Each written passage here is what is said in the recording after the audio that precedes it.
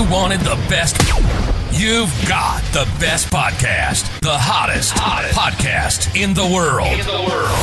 The Chris Voss Show, the preeminent podcast with guests so smart you may experience serious brain bleed. The CEOs, authors, thought leaders, visionaries, and motivators.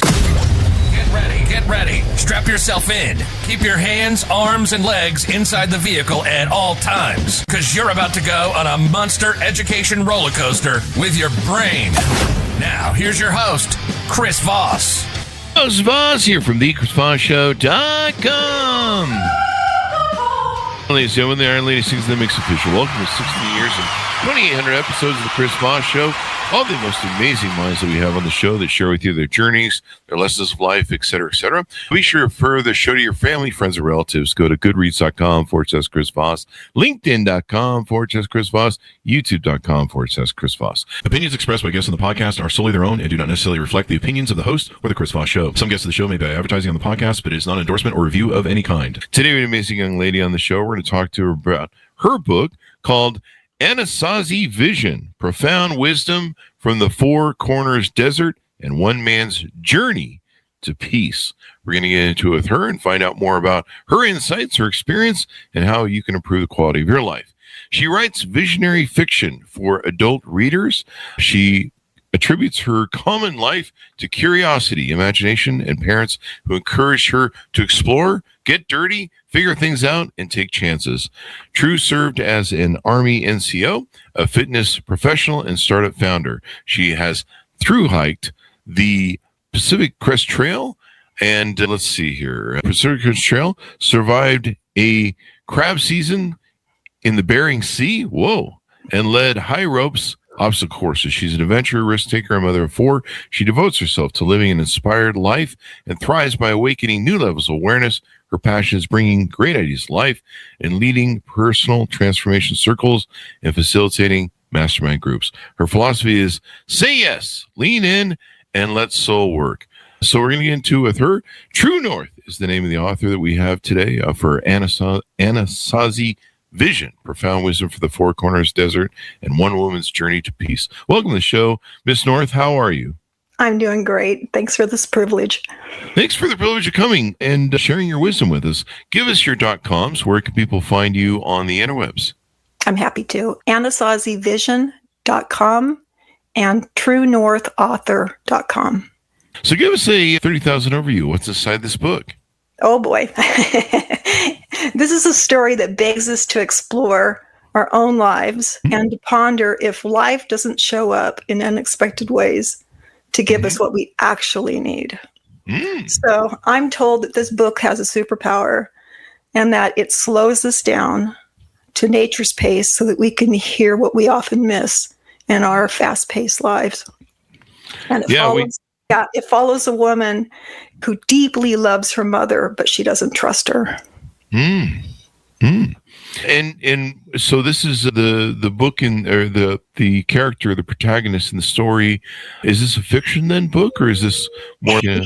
How does it work? I'll tell you, the backstory of this book is something else. Sure. I'll kind of get into that, but so this is a story of a woman. It is fiction.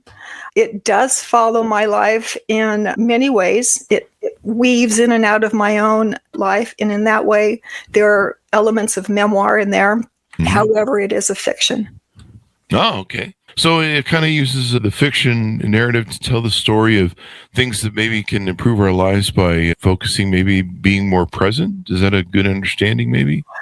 It's more of an exploration into getting quiet and listening for the answers that are already there. Because we can feel like our lives, like we're lost. We don't have answers for our lives. And oftentimes it's not that we're lost. It's just that we're so distracted. There's so much noise that we can't hear the answers for our lives. Yeah. And so readers tell me that as they're taking the journey of this woman, that it slows them down to nature's pace, and they can hear the answers that are waiting there for them. A rare and elegant balance between gripping narrative and spiritually resonant exploration. That's according to the post here. And who's it targeted to? Who's this book who are the readers out there that would really be targeted for this book? It's such a great question. But this is for people who find themselves wondering who they are, wondering if where they are in life is where they should be. The story actually follows a woman. Her name is True, and I really fought to use my own name in this book. But because it so parallels my life, that's the way that it turned out. Yeah. Though I was kicking and screaming to do it. But it follows a woman's life who finds herself caretaking her mother at the height of the pandemic. Uh-huh. She's alone. She's sleep deprived. She's grieving a life that she loved, that she left behind to care for her mother. And so when a reader reads this, they can find bits and pieces of themselves within the dialogue of a life that you want to be living, but that you are distant from, because she finds herself in a completely different foreign world of caregiving her mother, whose leg's been amputated. Oh, wow. At the height of a pandemic. And what ends up happening in the story is that her mother passes.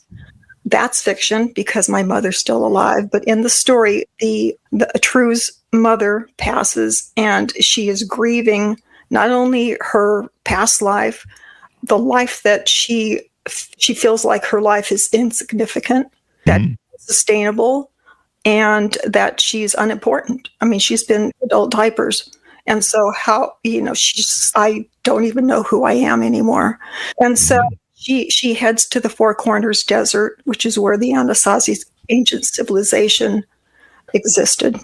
She goes to the Four Corners Desert, which is familiar to her. She usually goes there to go fishing. And she finds herself in a retreating. She goes there to do what she calls a vision quest. So that thinking that vision quests were a time to be quiet, to still herself, because she's desperately in need of answers for her life. Wow. And a time to be able to grieve and get away from all the demands that were on her, because she's completely lost. Oh, wow. So this follows her journey into this vision quest, and she gets a vision. It is not what she expected. She just wanted some answers, like what to do after packing up her stuff at her mom's, and she gets pulled into an archaeological secret. And so this is her journey. That is an external journey, but it's also a very internal journey. And she goes to places that reveal some dark truths about herself that she has to overcome. Where is the Four Corners landscape, or the Four Corners Desert, I guess? So it's called Four Corners because it's the point at which Utah, Arizona, Colorado, and New Mexico meet. Yep. And where it says profound wisdom from the Four Corners Desert. So this is where maybe you were going, or just the character in the book, to find and search this out. So in the book, she heads to Four Corners. She's been there on two other occasions. And on occasion, the very first time that she went there after having lost her husband, and went there to spend some time alone. And she ends up stumbling upon Anasazi ruins. So this is the culture that you've maybe heard of, Chaco Canyon or Mesa Verde. They're the ones who lived in the cliff dwelling in the southwestern part of the United States. And so she has this experience in the cave of these ruins, where she's able to grieve her husband. And so that honestly, that scene is one of my very favorite scenes in the book. It is so incredibly touching. And so this part of the country becomes very sacred to her, and it's where she decides to go to grieve her mother. And so this, tell us how it parallels with your life. What are some of the experiences you went through in your life and journeys that got you to the point where you had this aha moment where you're like, I need to write a book about this? In real life, I was very lost. I was mother of 4 children. and I needed some direction in my life. And so I did the very thing that this character does. I went off into the wilderness, and I'm a wilderness girl. I'm from Oregon. Okay. And so, Oregon, lots of forests, and I was raised on 5 acres. And I went off to do my own vision quest, and I got a vision, completely nothing like I expected. And it was the day after this vision that I got that I went hiking. And it was during this hike that a story of sorts played out in my mind as I was hiking, the entire story. And so I ran out of my hike, went back to my camping spot, and I wrote down the bones of what this story was that was just so vivid in my mind. Wow. I came home from the vision quest, and it was that night that I slipped into the story that I had seen on my hike. I slipped into it and was living in the landscape, was interacting with the characters. And don't think I'm crazy, but the next morning I rolled out of bed and I began channeling, or if that's what you want to call it, I began writing down exactly what it was I had experienced in my sleep the night before. And that went on for 7 weeks. I would drop into the story, and then I would spend my day just keeping up with this dialogue I heard in my head of what would have happened the night before in my sleep. Wow. And so that went on for 7 weeks, and then there was the first draft of the book. I never intended on writing a book. I wasn't like, that's going to be my legacy. Never intended, but this book wanted to happen, and it wouldn't leave me alone. I love that. We talk a lot with authors when they come on the show about how they write their books. Some people have the story, like in your case, that stalk them, or sometimes the characters are stalking them and, bonking them over the head, going, you need to write this down. We're trying to help you write this book. Eh? Some people have to, from try and come up with a story from whole cloth and stuff. But I think it's easier when you've got, the story just being fed to you or coming to you, and the subconscious mind is such an amazing thing. But I'm always jealous because I write books on nonfiction about business, and you're like, I wish I could write some novels. Maybe that would be fun. But, it's great that you have that. It's awesome. And, it makes it easier to write. Now, I think with this book, you have some planned future for this, make it a series. Is that correct? Yes, there's a sequel behind this. I've been told by readers that they keep this book. They've marked it so many times. It's a novel, it's fiction, but there's so much that comes through the characters. There's a spiritual element to the adventure. And so they actually keep it by their bed. They've underlined enough things in there that they use it as a reader. Oh, wow. And so the thought came to me to make a book called 365 Days of Anasazi Vision and have it be a daily contemplation. So that's actually going to come out before the sequel. And then there'll be the sequel. And then there is the memoir. And it's actually called Were Your Parents Smoking Something? Because, what was it? Well, can you give that to me? Were your parents smoking something? Were your parents smoking something? Because that's an interesting title for a book. That's what people ask me when they hear my name. Were your parents smoking something? Do they really? They say that? No, they are not that clever. Yeah. Yeah, I got my name because I actually got lost the very first, even before I got on the trail of hiking the Pacific Crest Trail. So they named me that so I could find my way to Canada, because I couldn't even find the trail. So they named me True North so I could find my way from Mexico to Canada. Yeah. I mean, if you ever get lost, you just go True North, maybe. Trust me, I get lost. I mean, it's easy to do in today's world, but I think that's a lot of times we're finding ourselves, and some of that's what you're talking about in the book. Is that correct? Exactly. Yeah, exactly. The thing of it is that like a real takeaway that I hope people get from reading the book is that we are not as lost as we think we are. Honestly, just need to quiet ourselves. This is such a world full of so many distractions. We feel every moment of our days. We just feel it. And we don't allow ourselves to get quiet, to actually just sit with ourselves. And I just want to open the window to the possibility that if we actually just sat still, undistracted, what could be possible? Yeah.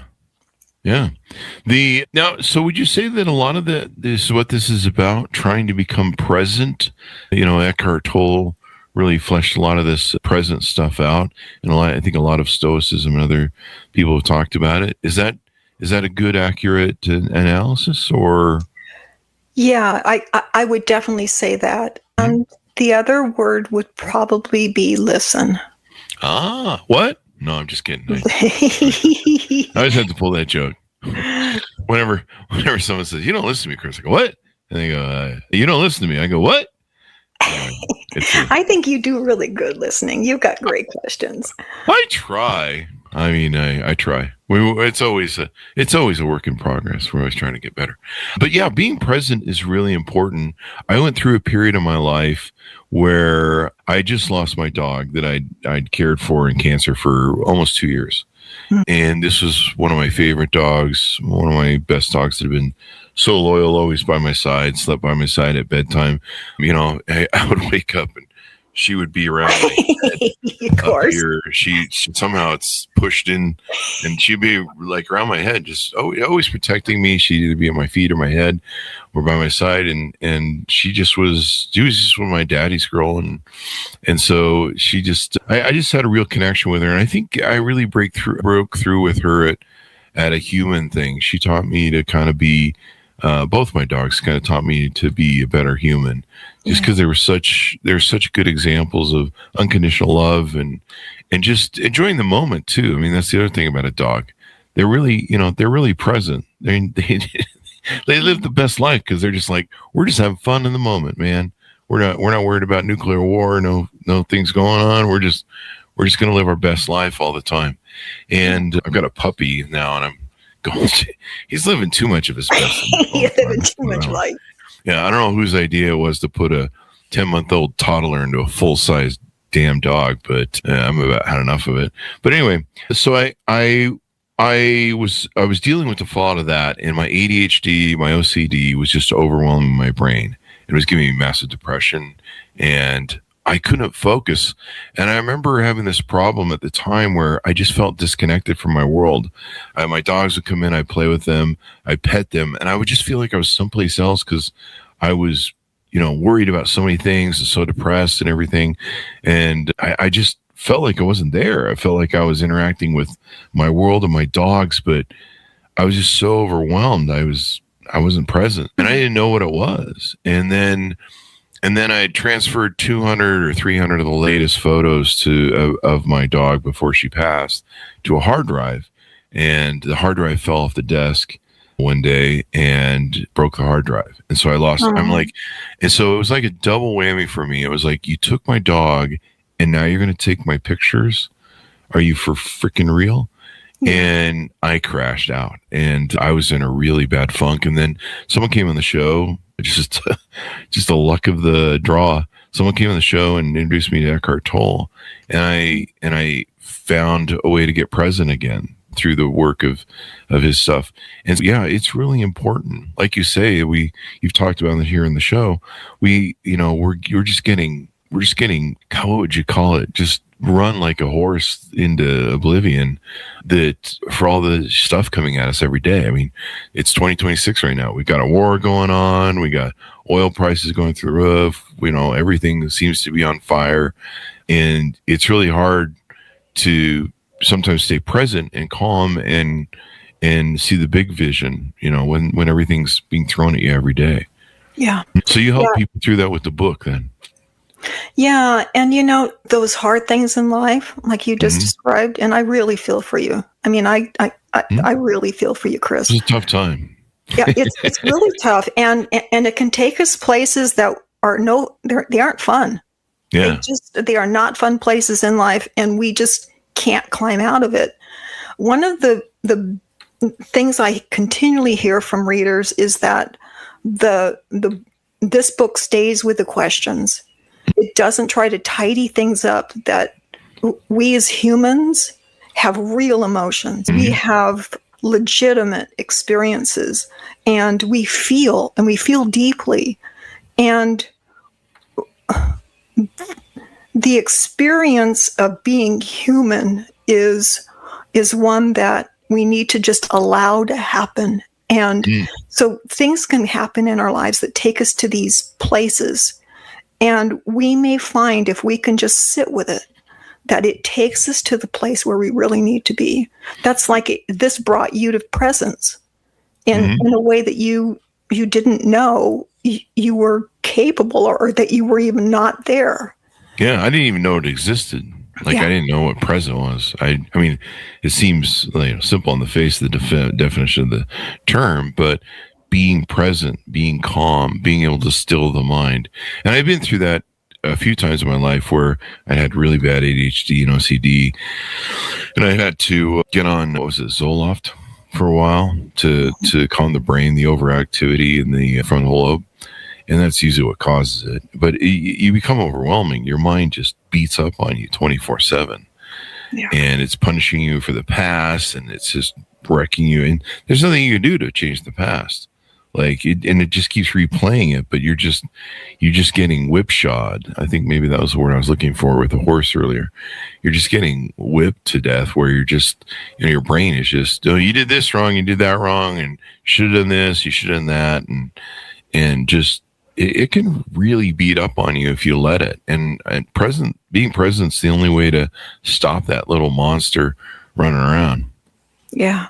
Or being like your dogs and giving yourself that unconditional love. Yeah. You know what? I'm doing the best I possibly can right now. Yeah. And that being enough, that being okay. Yeah. I mean, that's all we can do, right? And we can't change the past. The only way we can affect the future is to be present. You can't get to the future worrying about the future, because, most of us are really bad at risk assessment.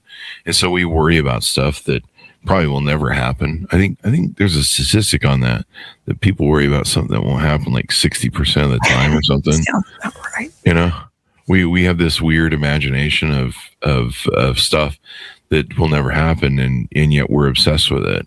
And sometimes that interferes with the process of getting to the future, and you end up sabotaging maybe potentially you might have. I don't know. What do you think? It's really interesting when True really starts unpacking her life, she realizes what was driving her need for trust. Like I said, she didn't trust her mother.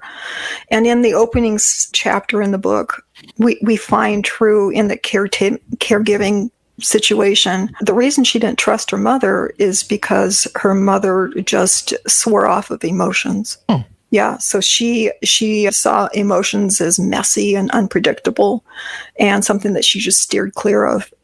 True had never seen her mother cry. And in the opening chapter, on the day that my mother dies, True sees a single tear. And it's a powerful scene, but it's also the reason why she didn't trust, and why through the course of this story, which is it's just such a beautiful story, it brings her to the place where she needs to trust something other than herself. And the front of the book is actually the scene where she trusts, and she lays in water, and she gives herself to it completely and trusts. Yeah, it's a metaphor for life. Yeah. Spirituality is really important. A lot of us, some people subscribe to different religions and different things, but I think many of them don't really get the spiritual nature of it and connecting with yourself. And you talk a lot about in the book, ancestral memory, ecological balance, intuition, personal sovereignty, and the dance of masculine. Feminine energies elevate the novel into something unforgettable. The dance of masculine. Oh, I see. The dance of masculine, feminine energies. I'm not reading this right. I was separating them. So tell us about the dance of masculine and feminine energies. Tell us what that means and how that works, maybe. Yeah, it's an interesting little discovery. So True in this story is a widow, and she accidentally just fell into doing because she needed to. Mm-hmm. And there's a lot of women that are like that. We just move into the doing mode, which is very masculine. You know, it's get things done, accomplish things, and we miss the really juicy part of being feminine. Because we're in that doing mode, and it comes off of a woman. You can feel it. You can feel it. You can. Yeah. I go on dates nowadays. And there's some women so masculine. You're like, I'm talking to the dude. I know, isn't it true?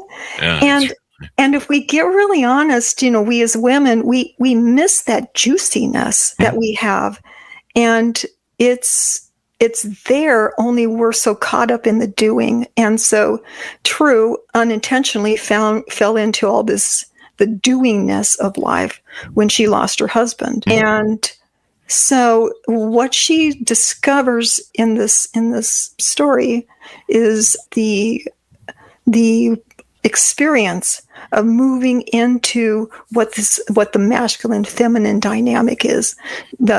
And I said that she moves into this archaeological discovery. In the book, she through the vision is told to find an archaeologist, and it's the dance of this archaeologist and True, where they discover this masculine feminine dynamic. And she talks about a masculine container, and then a masculine container being a safe place, the place where a woman can where she feels safe and she can express herself in a way that she can explore everything that she's possible, everything that's possible, everything's capable. And the masculine container is what contains her, provides that safe container, it's that possibility where everything exists. Yeah, it's an interesting world right now. I mean, we have a lot of people that the masculine and feminine is really upended on either side, and we see that, and I've dated a lot of people that they're stuck in their masculine. Yeah. A lot of these women, they're single mothers. They've exited their marriages and decide to go out on their own, and they have to do the masculine and the feminine work because you have to have those, especially to raise children. You can't really fake the masculine. It's really poor cosplay. Men can do it, but you're the feminine. Some people refer to as the feminine container, and this isn't my term, folks. I didn't come up with it. There's a lot of great people that talk about this. But yeah, as in providing masculine frame. And I've had to do this, dating and relationships all my life. I discovered this early on in the 90s or something, dating. I don't even know where I got it. I think some of it came from pickup culture. But, I realized that feminine container needs to be there for the feminine to be able to roam safely and play and do the things that the feminine wants. It wants to be fun. The feminine is designed to connect with the children and to be childlike in the rapport with children. And if you understand how our species works with, propagation of species, they're there for a reason. Men are designed to be disconnected to a certain degree from their children because we're expendable. The marauders kill us first. So our children need to be able to stay onward with someone that connects with them. And that's what the feminine does. It connects very well with children. And especially from the emotional sense and the development of the emotion of the child. A father or a man in a relationship usually brings, order, and he teaches the children life lessons and stuff, and how, life isn't fair. Here's how you change your oil. Here's how you change your tires. And usually brings self-accountability and accountability to the equation.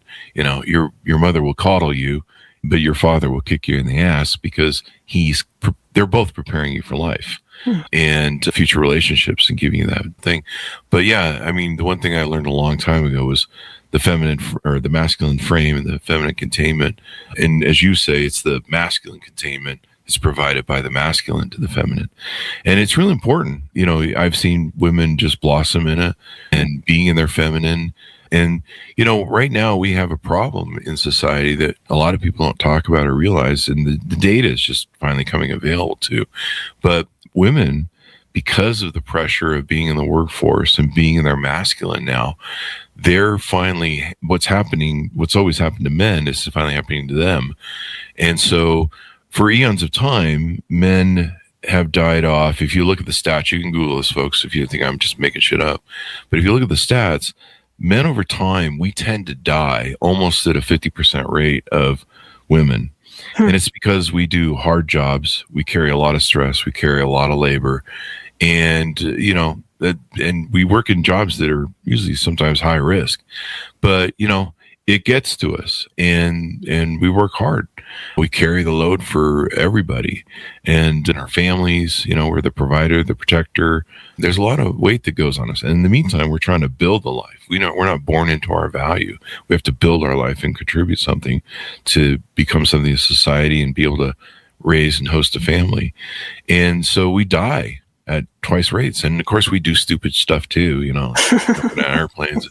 I love it when women always post, this is why men are always getting killed. They're jumping off of roofs into tables and, crazy stuff. Just go on YouTube, folks, you can find it. But, we're risk takers. We're crazy. I mean, that's how we are. We go on the battle and hunt. But so we tend to die off almost 50% faster. And then when we reach the 50s, we finally hit a 50% rate. We're dying twice as fast as you guys. Wow. And I've seen, the reason I know this is because I talk about this in the impact of dating markets. A lot of women 50 plus are like, where are all the men? And I'm like, they've been dying at almost double the rate for all this time. Now, what you have is women are now dying off sooner with the stress that they're going through in the masculine world, the meritocracy of business and companies, and single mothers trying to pull it off on their own, which you're not supposed to. We're designed to have that model, but it is what it is. I mean, if you're in that mode, you've got to survive. So you've got to be in your masculine, your feminine. But women are dying off sooner. The other thing that's happening to women that no one's really talking about yet is they're going into menopause earlier. So they're ending their cycle of having children. And so they're now going into menopause or perimenopause, which is premenopause, in their late 30s, not their mid 50s. Yeah. Their late 30s. And I run a huge dating group, about 5,000 people. And so we have a lot of these discussions, and I give a lot of counsel to women, especially 50 and older, because they're the ones really struggling, because they're like, where are all the good men? Where are the men? And it's, number one, twice as many that died off, and they're accelerating now in their 50s. So they're kind of busy dying right now, at least half of us. Right now on Facebook, all my friends, they're just falling over at 50, and I'm sitting here at 58 going, wow, I'm just dodging bullets and arrows. But it's having a huge effect on women. Even women that are young now are having their periods because we have so much of these estrogenic chemicals in our foods and our drugs and everything. They're having their periods now at 9 instead of 12. I mean, it's just, we've really screwed up our system, even with the masculine and feminine. And a lot of these women, I've dated a lot of beautiful women. I met a lot of beautiful women. I do a lot of coffee dates. And sometimes they're so far in the masculine, they can't get out no matter how much leader masculine frame I provide. They will fight the frame. Yeah. And they're being men. They're being disagreeable. That's what men do. We're disagreeable. That's how we build great meritocracies in the world, is because we're disagreeable. We fight each other and we argue. And out of that comes the greatest society ever that's been built. And do you think we can find our way back? No. Chris. No. But with your book, they might be able to find their way back. Another one of my favorite scenes in there is Truman Boscoli is the archaeologist's name. They're on their way to the descendants of the Anasazi to be able to share to yeah, I'm not going to give it away, but they're on their way. You got to buy the book, folks. Yeah. I can't tell you all the good stuff. So he, she's worried.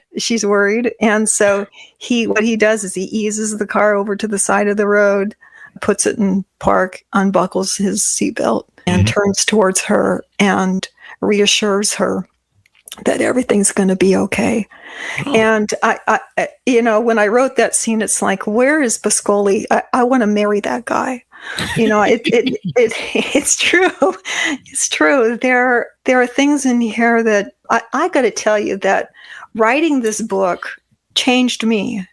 It allowed me, what readers will tell me is that I went places that authors don't usually tread. Our human experiences are very real. And where I go is into the emotional fabric. This book really couldn't have been written before now because I hadn't had the life experiences. And having had the life experiences that I have allowed me to be honest.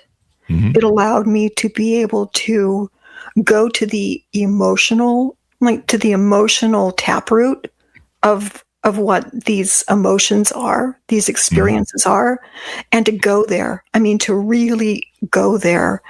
And my readers say that they really appreciate that it makes True's growth feel earned. Like it isn't just bestowed on her over the course of the book, that she earns her growth. And it's because she stays with the emotions and she works through them. She works through the experiences, and her growth is what readers tell me is that it invites them into whatever place it is in their own lives that they feel stuck or they feel like they don't have answers, that it allows them to be able to have their own experience. And this is through a fiction.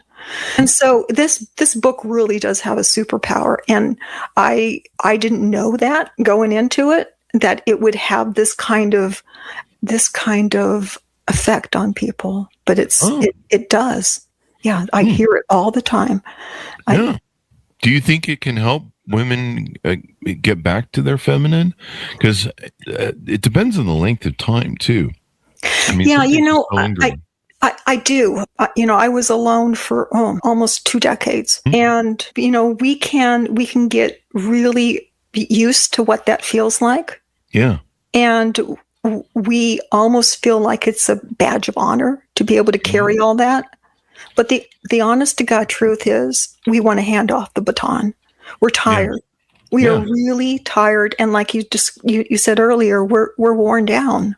Yeah. And we want to be able, and this is where the trust is. Honestly, this is like where you just hit what the taproot of the story is, because she doesn't trust. She doesn't trust someone will be there. She doesn't trust that she can let go. She doesn't trust that if she doesn't provide the answers and provide the structure and provide the doing, that her life is just going to fall apart.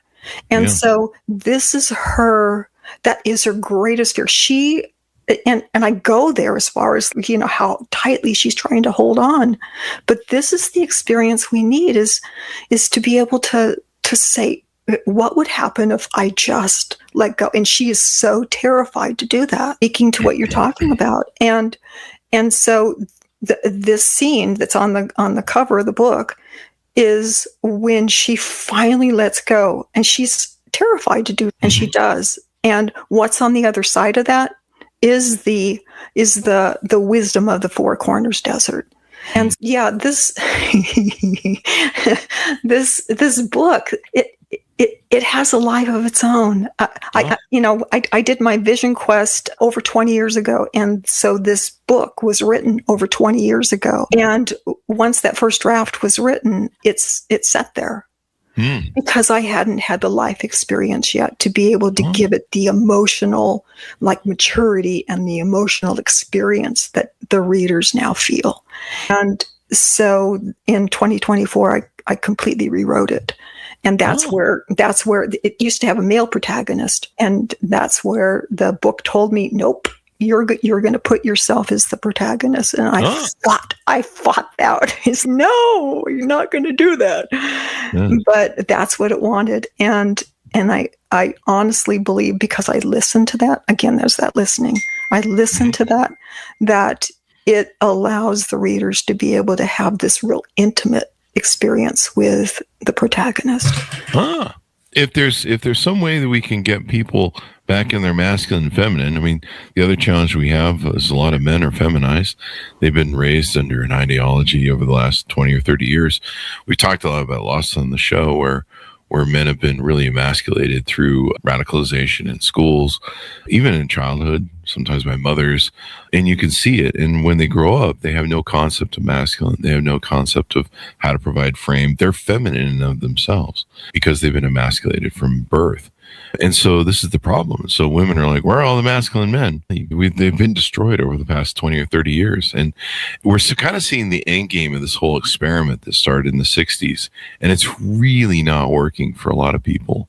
I can't tell you how many women over 50 I've talked to that are suffering, just suffering, because they're at that point where they realize that they got conned and that the game that they were sold is killing them. And like I said, it's killing them earlier. It's a fact of life. I'm not making that. It's not hyperbole. It's killing women sooner. They're dying like us. The stress that men take on, we can take on because we're not emotionally connected to it. We're logically and reason connected to it. So we can look at our work and not separate it. We're great at compartmentalizing. We're designed to do that. Yeah. Women are designed to do not women. Women Yeah. don't do that. No, Yeah. it's just all one tapestry. It's all one tapestry. I think, I don't know if you agree with me here, but there's the one guy who does that show that you probably have seen because it's been everywhere for, 30 years. But he does the show of where men have boxes and we compartmentalize. It's like an apartment. And women just have one brain that that's a sound that he makes on that thing. And everything's connected to everything, where we can separate and box things, and we can, we can think about nothing. Like we can just sit there and just. A woman will say, "Hey, what are you thinking about, babe?"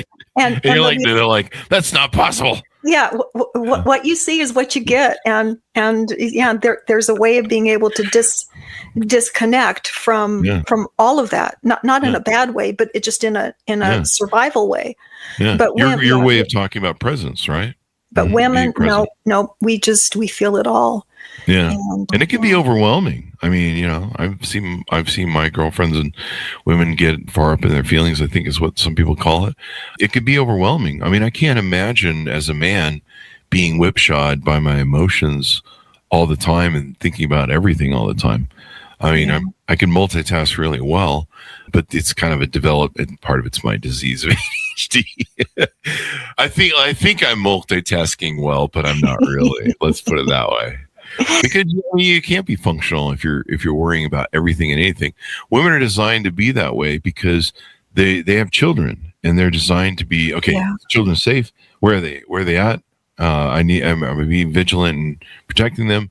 Men, we've got to go out and fight lions, tigers, and bears, or at least that used to be the case. Now it's kind of more in balance where everyone's doing everything, and you're just like, this really isn't working. This isn't supposed. And I'm seeing the end life cycle of it now, where women are really the ones getting left out and getting cooked. Because there's a lot of other nuances behind this. They've been told by Maybelline and other places that you'll be beautiful forever if you just pay $400 a month for our makeup. And you see a lot of that in the news. Look at Barbara, she's 87 and she's doing well, but we filtered her photos and she's not going to tell you how miserable her life is, but she'll tell Chris Voss that she can't get a date.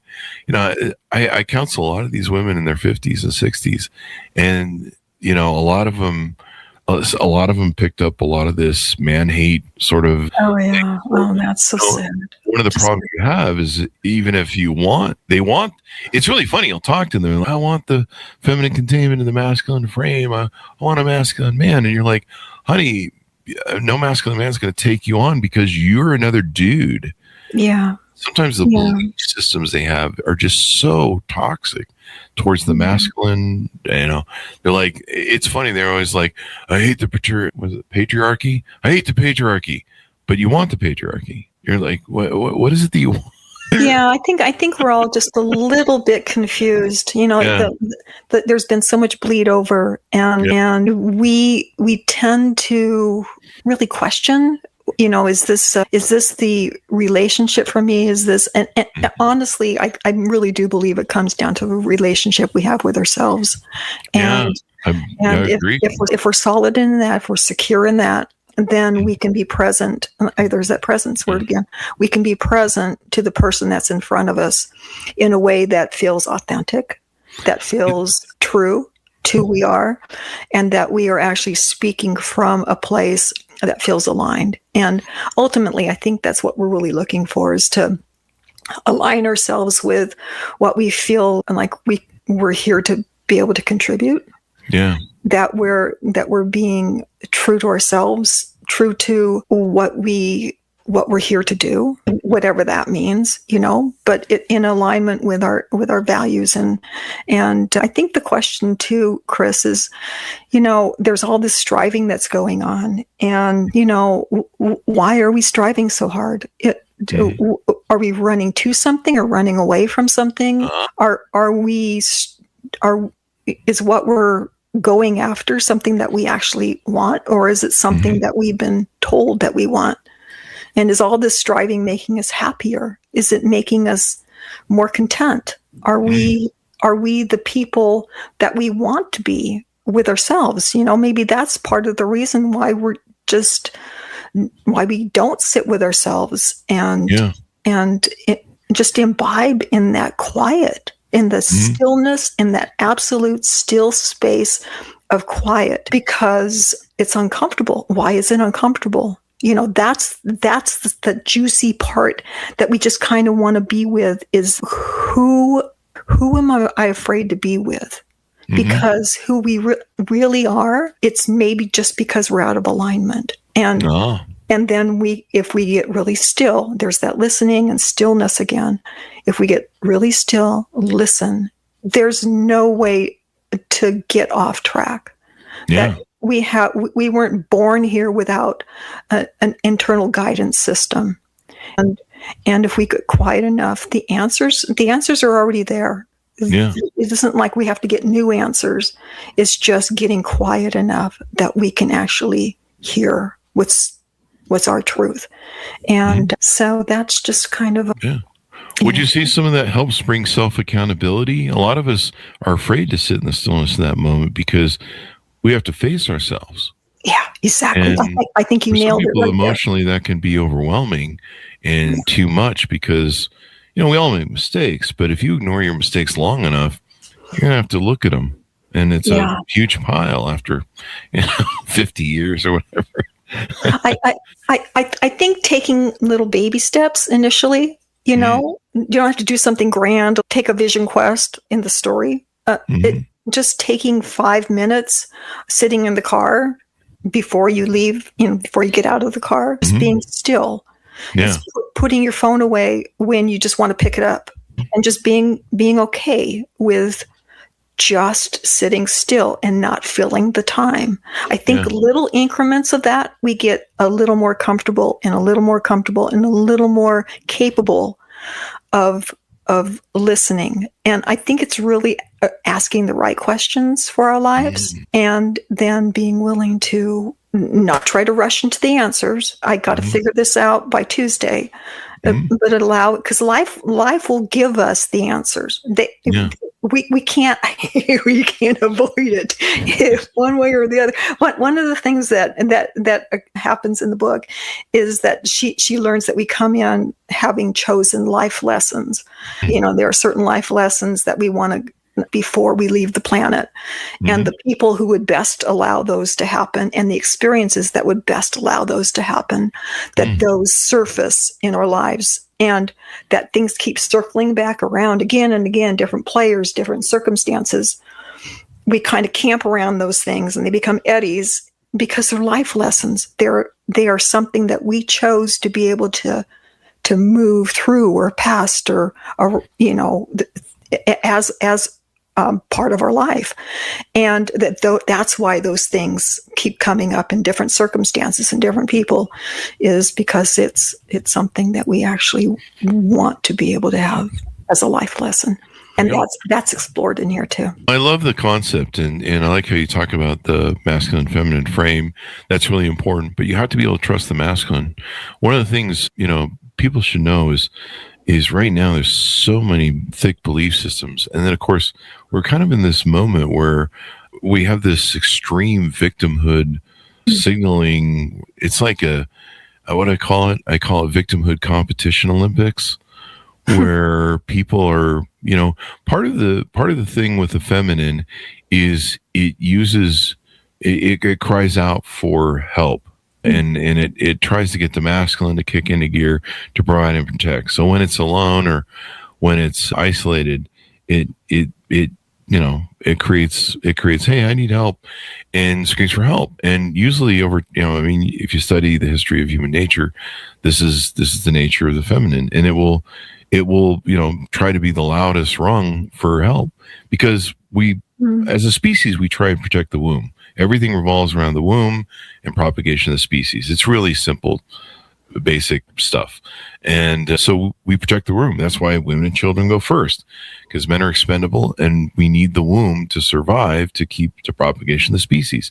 That's why women are valued the way that they are by men. And, everything is about protect the womb, because if there's one man standing, you're not going to propagate the species. But as long as you got a woman, you've got a chance of survival. And that's really all every species is doing, whether cat, dog, snake, human beings. We're all pretty much bent on everything we do is about propagation of the species, having children, getting children, raising the children, taking care of them. We're just all on this machine, right? I guess, for the universe. This is the universe's gig. And then when you stop producing, the universe kind of goes, it looks like you're not using any of those things, so we're just going to phase you out and bring in the fresh batch. And that's the cycle of life. But the womb is everything. And, that's why, women don't have the aggressor gene. They don't have all the things that we do that are designed for us to provide and protect. And the logic and reason is there too. I mean, we help guide, we help, with the decision making, because, emotions don't make the best decisions usually at all, actually. Not for survival. Not for anything, really. I mean, Chris. Not for anything, really, no. I mean, you might catch an easy one there, but when it comes to the big picture, it usually doesn't play out. And, I spend more of my time in relationships guiding under the feminine frame. And that's really what we're there for. We're there to provide and protect. We're like, that's not going to work good for you in your relationship or your health in the long term. And, we've had guys on the show where we'll talk about the stock market. The best way to lose money in the stock market, make emotional decisions. Yeah. It's just never good. And that's why a lot of people have just a wreckage of life of poor emotional decisions. Logic and reason trumps emotion any day of the week. And that's why we were designed as men to be providers and protectors. And we're self-accountable too. So we hold ourselves to that higher standard, morals, ethics, and all that sort of good stuff. But this is really important. I mean, being able to sit with yourself, face yourself. Yeah, it's hard. Whether you're a man or woman, it's emotionally hard. We're still human beings, and we still have all these human decisions and human experiences to navigate. And usually by the time we wake up and we decide to, get present, like you talk about in your book, and face ourselves, in that quiet moment, you're going to have to process some shit. Yeah. And it's not going to be fun. And you're going to see some ugly stuff. And, I was 50 before I realized some of my childhood trauma and started dealing with it. And part of it was you get to this point where you can look back and see the wreckage. Yeah. When you're younger, you're not really seeing it. You're just, you're in it. You're in it. But after a while, 40s, 50s, we all kind of have this awakening, and we can look behind us and be like, I really made a mess in some places and was really a horrible human being sometimes. And I have been. Maybe I am one. People go, it's guys, not that great. But, and I can look back and go, maybe it's me. And so at 50, I think we kind of have this awakening and epiphany. I think our sex drive slows down, so we're able to think about something other than just chasing around trying to propagate the species. And so that's the hard part. By the time you sit down and finally be present with yourself and realize probably this is an important thing, you're going to have to process a bit of wreckage. Yeah. And that's to be it's worth expected. it. It's worth it because what's on the other side of that? Oh my gosh, what's on the other side of that is worth everything you have to go through. Yeah. And self-accountability is the most important thing. I mean, you have to be self-accountable, and you have to, as men, the world kicks the shit out of us if we're not self-accountable. We're worthless to society until we make ourselves into something, and we have to be self-accountable. We have to grow. We have to change. There's no options for us, and if we don't, then we're just left behind. Even women go, yeah, you haven't accomplished anything. I'm not going to marry you, or I'm not going to date you. You're just some loser and sitting at home all day. Wait, I sit at home all day. I've worked from home since 2004. So this sounds amazing, and I think you're going to reach a lot of people with this book and everything else. Give us your final pitch out as we go out. Anything else you want to plug that maybe we missed in your .coms? Nope. Yep. Just go to anasazivision.com or truenorthauthor.com and Goodreads. Yeah, there's just a lot of love there. A lot of love. The book's received several book awards, and it's nominated for a couple more. So it's like I say, it has a life of its own. It's touching lives, and so check it out. I mean, being present saved my life. I was starting to have thoughts of ending it because your mind, I don't think what a lot of people don't realize, and I never realized about suicide, is you reach a point where your mind is whipping you, and it's basically the frontal lobes are overstimulated and overactive, and they're just trying to ram through so much data, you're overwhelmed. And that's why the present, cutting all that shit off and just trying to be quiet, look at things, listening to the voice that goes through your head, sometimes the BS your monkey brain's beating over the head with, and there's kind of a design to it. The reason that monkey brain's there is to remind you not to do the stupid shit that you did before, so you don't do it again. But some of that stuff is really ineffective. I'll be laying in bed and I'll be phasing out, and it'll bring something like 34 years ago to beat me over the head. And clearly 30 to 40 years ago, I was a different person. And hopefully I've grown, and you're like, yeah, I really don't need you to beat me over the head with that. No, we don't need that. It doesn't serve any purpose. And one last little thing here is that there is another voice. There is, we are not left on this planet without guidance. And there is a seen world, this world that we see, and an unseen world. It's just because it vibrates faster that we can't see it. But it's just as real as this world, and there's help there. We can listen to that voice as well, and it's not as loud. So but if you get quiet, you can hear it, and it is truly that's the voice of the heart as opposed to the voice of the mind.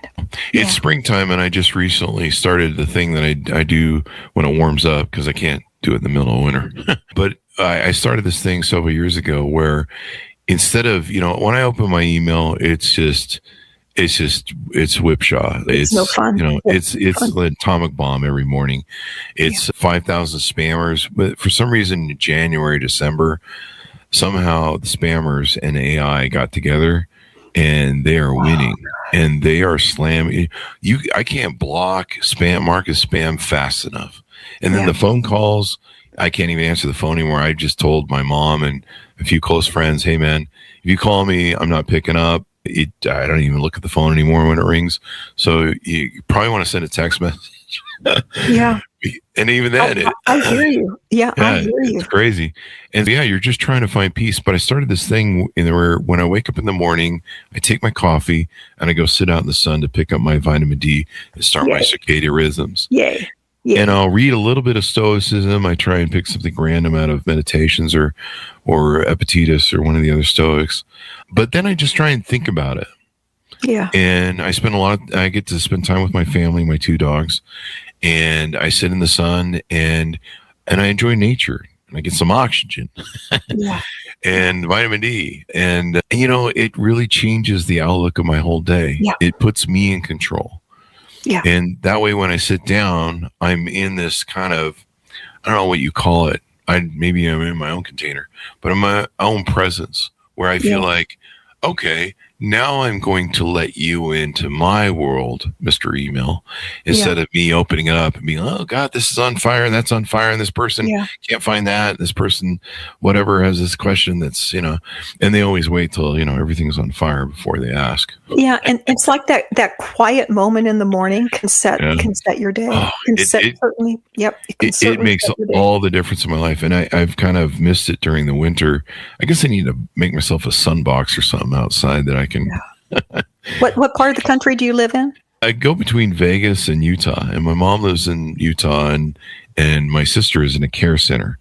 And so she's 83, so I've got to check on both of them, make sure they're okay.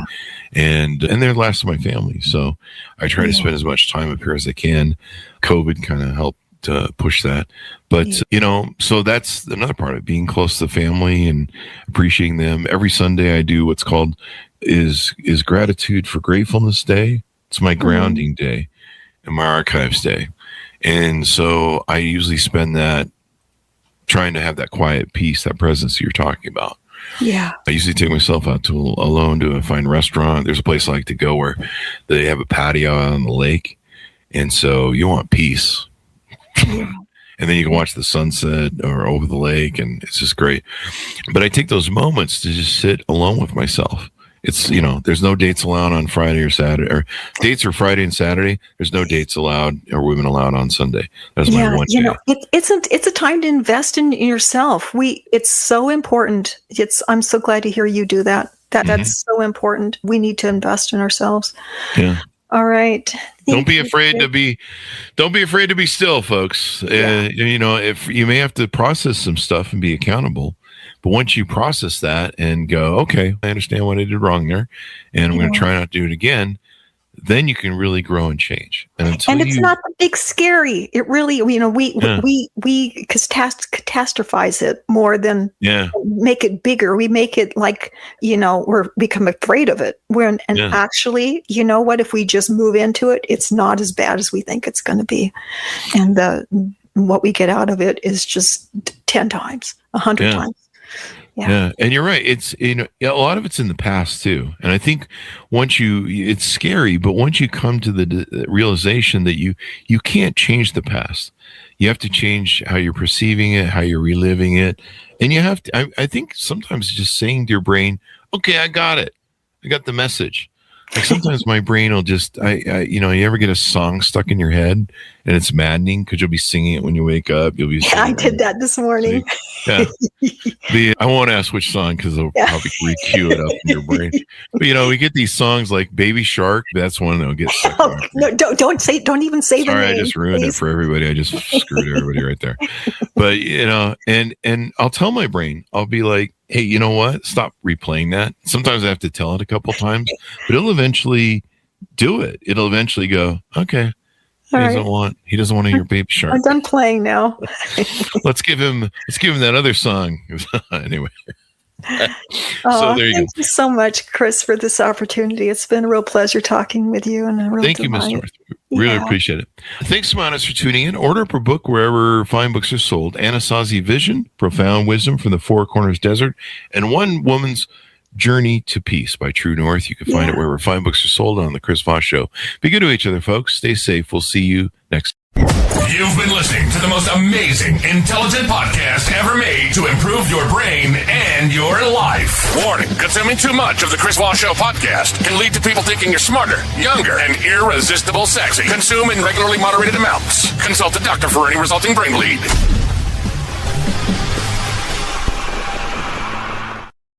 All right, Ms. North.